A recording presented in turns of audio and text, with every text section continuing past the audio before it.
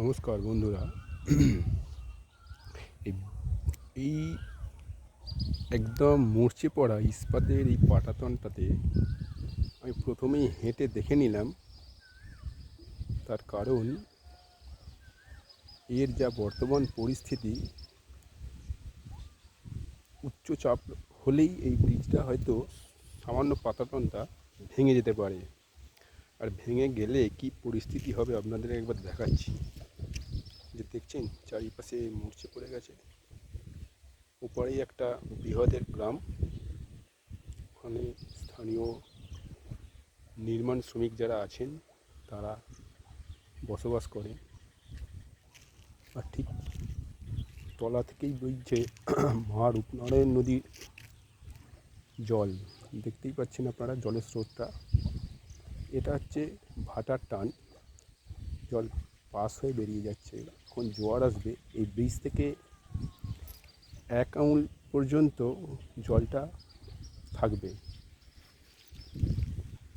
তো চলুন ওপারে যাওয়া যাক। আমার নিজেরই ভয় লাগছে এই ব্রিজটাতে। দেখতে পাচ্ছেন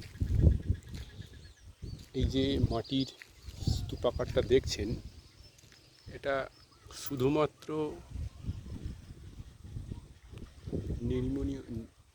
নির্মীয়মান ইট তৈরি হওয়ার জন্য এই স্তূপাকারটা রাখা হয়েছে। দেখুন পুরো গাছগাছলা আগাছায় ভর্তি হয়ে গিয়েছে। চলুন সামনের দিকে নিয়ে যাচ্ছি আপনাদের।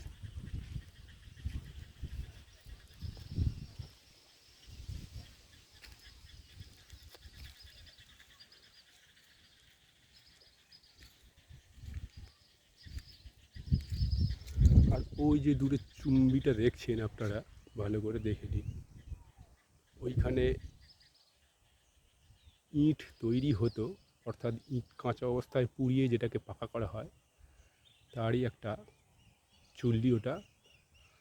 আর ওই ওপর থেকে যে ইট পোড়ানো হয়, যে সমস্ত জ্বালানি জলে, তারই ধোঁয়া।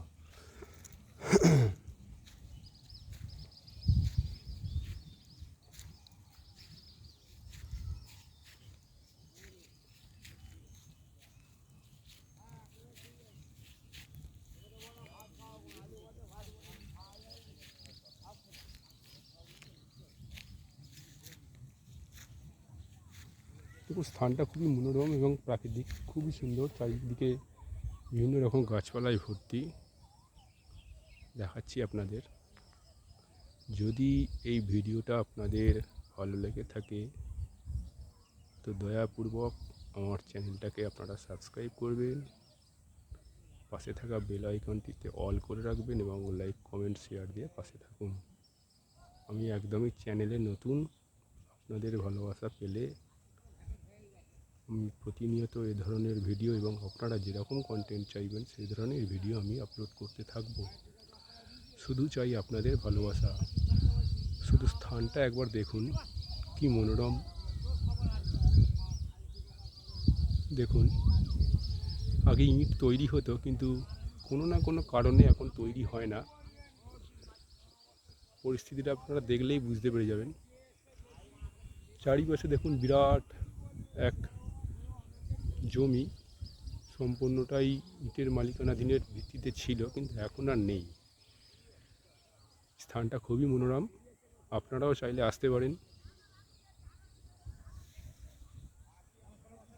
দেখুন ওখানকার প্রাকৃতিক পরিবেশ দেখুন।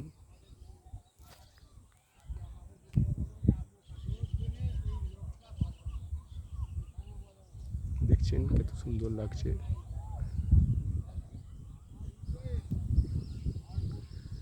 ভিডিওটা প্রথম থেকে দেখবেন, কিন্তু আপনারা যারা যারা দেখবেন অবশ্যই প্রথম থেকে দেখবেন, নচেৎ ভালো লাগবে না।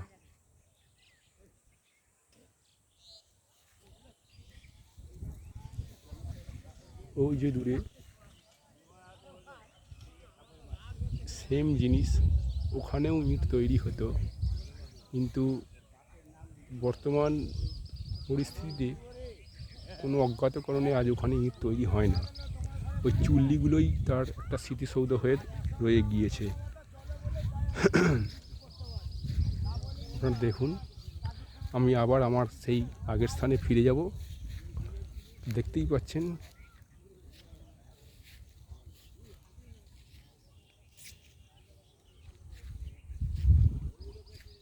আবারও সেই সেতুর মুখোমুখি আমরা হতে চলেছি, যে সেতুটাতে আমার নিজেরই মানে একটা আত্মভয় লাগছে। কারণ আপনারা দেখুন দূর থেকে সেতুটার কী অবস্থা, ইস্পাতের সেতু, কিন্তু যে কোনো মুহূর্তে এর বিপদ ঘটতে পারে।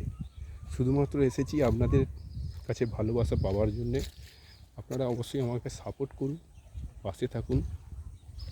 আমার ভিডিওটা যদি ভালো লেগে থাকে আপনারা আমার চ্যানেলটিকে দয়া করে সাবস্ক্রাইব করুন, যাতে এই ধরনের ভিডিও এবং আরও অন্যান্য ভিডিও আমি আপনাদের কাছে উপস্থাপনা করতে পারি। এ দেখুন, এই যে সেই ইস্পাতের একটা পাটাতন, চারিদিকে অবস্থা দেখুন, ছিদ্র হয়ে গিয়েছে এবং এ দেখুন খুবই পরিস্থিতি খারাপ ব্রিজটা।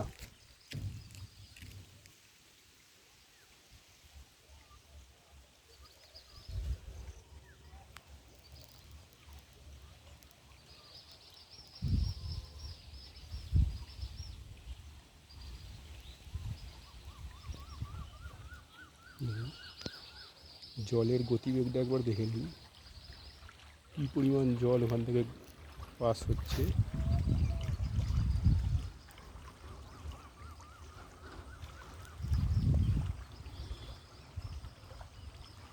দেখছেন তো আপনারা, জুম করে আপনাদের দেখাচ্ছি।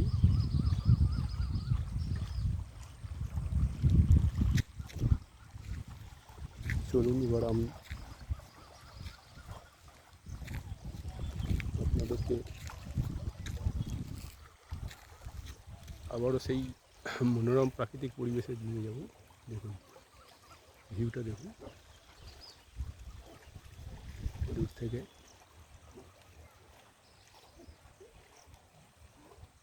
ভিডিও ভালো লেগে থাকলে অবশ্যই আমার চ্যানেলটাকে দয়া করে সাবস্ক্রাইব করবেন।